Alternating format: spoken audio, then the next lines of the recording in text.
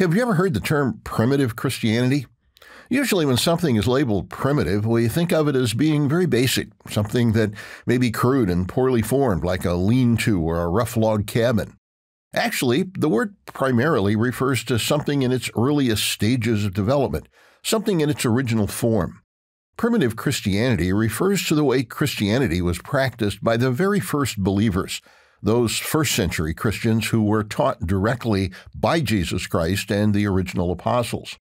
Anyone who's tried to compare the beliefs and practices of those first Christians with what is called Christianity today would quickly recognize that there is a huge difference between the two.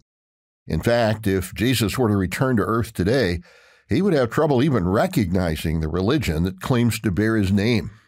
The passage we want to consider in today's episode is a good illustration of this fact, as it describes an event important to the Apostle Paul, something Luke, the author of Acts, recorded, and something all the first-century Christians would have understood. However, if we ask most churchgoers today about it, they might recognize the title or connect it with an event 2,000 years ago, but they would have little or no idea what it was or why it mattered to Paul or whether it should matter to us. To set the stage, Paul had spent 3 years in Ephesus in the Roman province of Asia, on the western edge of what we know today as the nation of Turkey. From there, he traveled a relatively short distance to ancient Macedonia and Greece, where he had spent the winter in Corinth, and was headed back to Jerusalem with a special collection to help the needy believers in Judea. Acts 20, verse 6 tells us he stopped at the Macedonian city of Philippi to celebrate an ancient festival called the Days of Unleavened Bread, along with the Christians who were there. That brings us to today's passage, Acts 20, verse 16. For Paul had decided to sail past Ephesus so that he would not have to spend time in Asia, for he was hurrying to be at Jerusalem, if possible, on the day of Pentecost. Scripture tells us there were approximately 7 weeks between the Days of Unleavened Bread and Pentecost. Because of that, the Old Testament refers to this festival as the Feast of Weeks.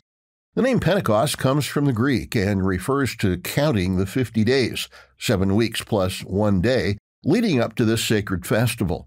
A few verses later, we're told that Paul asked the church elders from Ephesus to meet him briefly in the port city of Miletus so he could speak with them one more time before continuing his journey to Jerusalem. The history's interesting, and Paul's instructions to the elders were sobering and important, but we must not overlook the rest of what verse 16 tells us. For Paul, this ancient festival, Pentecost, was so important that he set aside other critical matters so he could be sure to be in Jerusalem in time to observe it.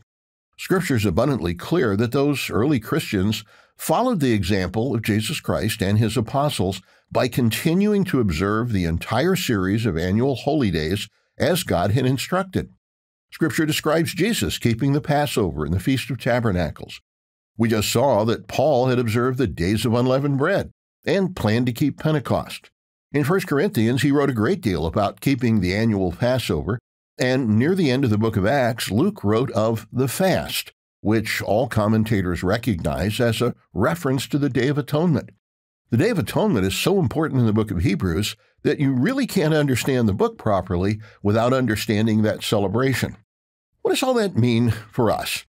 If those who were taught by Jesus and his disciples continued to meet and worship on those days, why don't Christians today do that?